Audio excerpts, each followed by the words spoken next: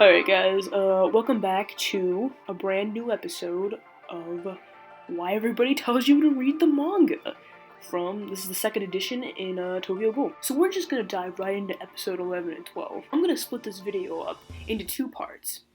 1, Kaneki's torture. 2, what's happening with the Awagiri tree, doves, and Entikeru. I'm gonna focus on the torture first because, let's be honest, that's what everybody came for, right? Without further ado, let's get right into it. It's interesting to note that Kaneki's torture actually starts in episode 12, while in the manga it happens before they talk about all the shit with the doves. You know, Rise does say all this stuff, but it's kind of overshadowed by the fact that they had to add their own edge to it, which is this weird flower effect, which shows us that Kaneki's finally becoming a woman. Ghoul. After taking off into light speed, we come upon our boy. So Kaneki endures all this edgy torture, right?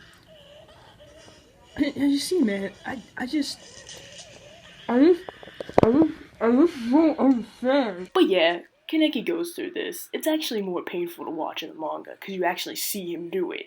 But there's some interesting dialogue here that I should probably point out. You see, Yumori, he doesn't make him count backwards to keep him sane.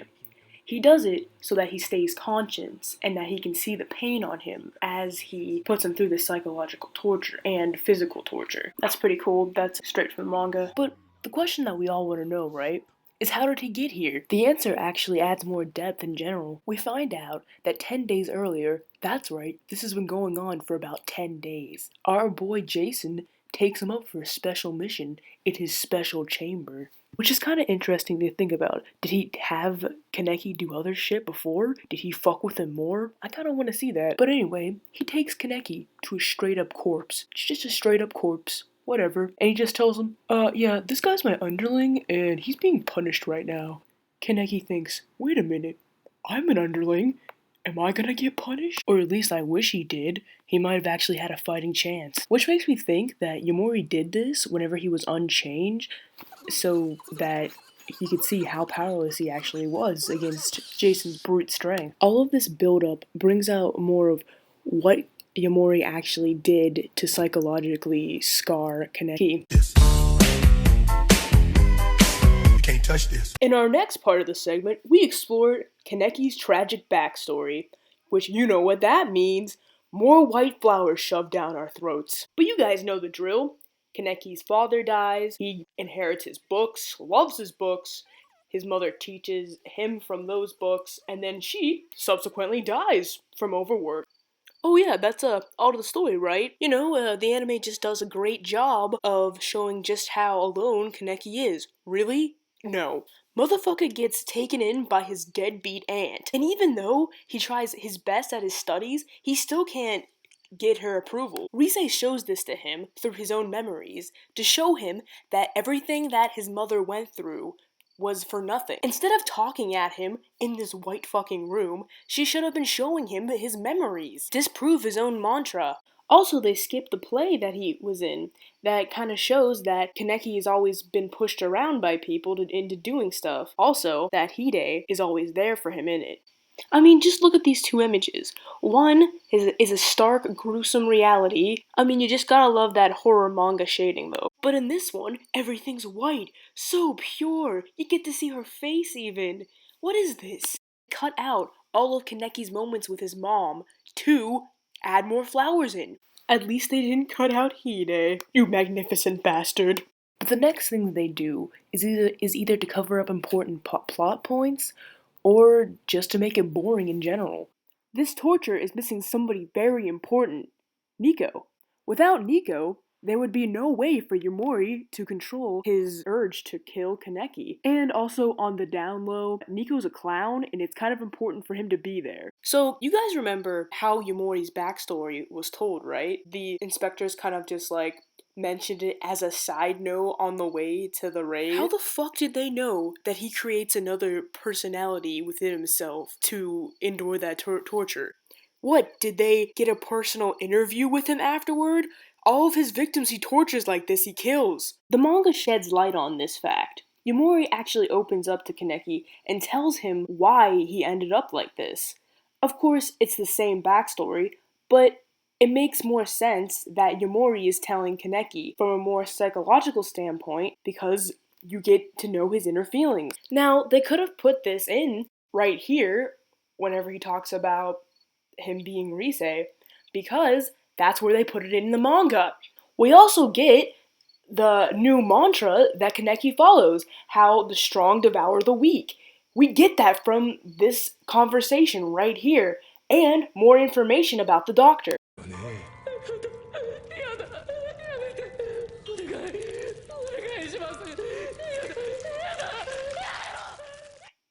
Oh, you guys are here. Sorry, didn't see you come in. You know, I was just thinking, this scene, how did he get that thing to stick inside Kaneki's ear? I mean, if I was a creepy crawly that lived in the dirt, I wouldn't want to be in someone's ear canal. Oh, that's how. Thanks, manga. I can always count on you to show some actual horror. Oh yeah, also, he starts to laugh in this, and I'm not sure that the anime truly understands that we can't just infer his mental state right now. He almost goes fucking insane.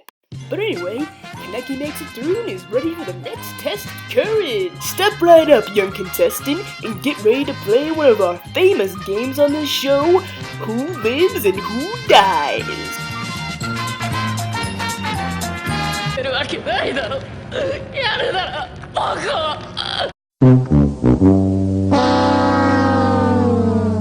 Ooh, I'm sorry, Kaneki, but neither was the wrong choice. And as punishment, you get a bad adaptation of this scene. Hey, do you guys remember that mother and child that Kaneki gave up his freedom to set free?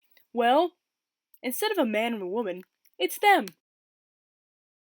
But yeah, you can begin to understand how more psychologically damaging that this is than some man and woman that he just met like a couple days ago. What's interesting also is that Nico steps in and even has to comment on how depraved this is. He even helps to send them off and make Yamori's feel like shit. As part of the last spiel, they just add this part in where Yamori is straight up killing all of his comrades, even though they decided to censor it. So the becoming a Ghoul spiel is basically the same as the manga, but I just want to talk about these visuals. So the anime looks so white and crisp and clean when it's supposed to be this dark descent into his insanity, basically, which is his Goldom. At one point, Rize's a fucking ominous silhouette. He also swears to take down the Aragiri tree.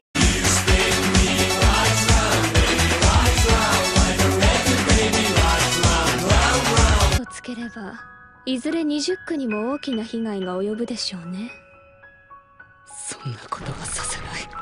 So fucking joining them will help it? This isn't an inside job, Kaneki. You're not a fucking secret agent. At any rate, Kaneki gets his period, and instead of getting this amazing visual, we get something like this. Ooh, they added red to it. It's so edgy. Just look at this.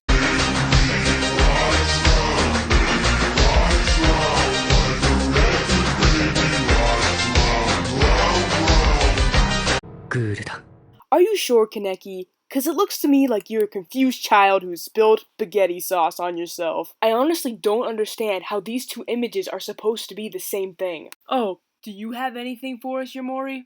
No, nothing? Just some Vietnam War flashbacks of Rise? Not even gonna tell us how eating another ghoul it makes you stronger? Yeah, that sounds about right. Except, you know, he gets a fucking chunk ripped out of him instead of a little scrape. Then, they tussle. You know, we all like tussles in here. Except whenever they're not censored. It's just insane how they just made him this emotionless bishi for fangirls to fan over. I mean, look at this guy. Does he look emotionless to you? No, he looks fucking insane. But at any rate... Don't stop me now. Don't stop me, 'cause I'm having a good time, having a good time. A shooting star leaping through the sky like a tiger, defying the laws of gravity. I'm a racing car passing by like Lady Godiva. know, guys, but thanks for watching this video today. For future reference, everything can be found in Book 7 of Tokyo Ghoul. I'm gonna make a separate video for what's happening with everybody else, because his torture actually took up like about 10 minutes and I don't want to go over 10 minutes. So see ya!